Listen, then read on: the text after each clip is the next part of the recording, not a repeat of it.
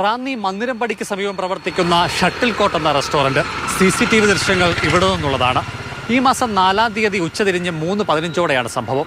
തൊട്ടടുത്ത വീട്ടിലേക്കുള്ള യാത്ര തടസ്സപ്പെടുത്തി വാഹനം പാർക്ക് ചെയ്തതിൽ തുടങ്ങിയതാണ് തർക്കം. പിന്നോട്ടെടുത്ത പിക്കപ്പ് വാന് തടസ്സം സൃഷ്ടിക്കുന്നതും റാഫി മീര പിന്നീട് ഡ്രൈവറെ തല്ലുന്നതും ദൃശ്യങ്ങളിൽ കാണാം.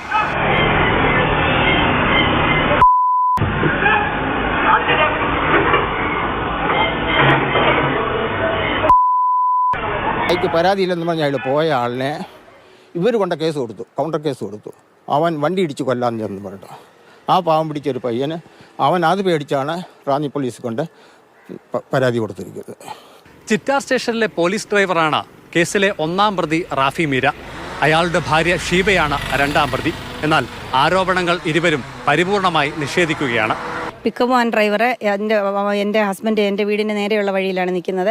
ബാക്കിലോട്ട് എടുത്ത് എൻ്റെ ഹസ്ബൻഡിനെ ഇടിച്ച് തറയിലിടാൻ പോയപ്പോഴേ അതിൻ്റെ ആ ഒരു അന്നേരത്തെ ഉള്ള ഒരു പ്രകോപനത്തിൽ ആ ഒരു വാക്ക് വിളിച്ചുകൊണ്ട് ഓടി അടിക്കാൻ ചെന്ന് ആ ക്യാമ്പിലേക്ക് കൈയിടുന്ന ദൃശ്യമേ ഉള്ളൂ. അദ്ദേഹം അടിച്ചിട്ടില്ല.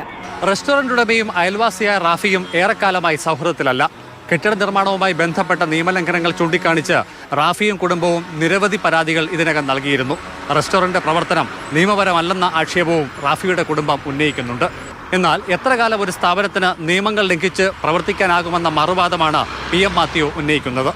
അതേസമയം വാഹന ഡ്രൈവർ മുണ്ടുകോട്ടക്കൽ സ്വദേശി മുനീർ മുഹമ്മദിന്റെ പരാതിയിലാണ് പോലീസ് കേസ് രജിസ്റ്റർ ചെയ്തിട്ടുള്ളത്.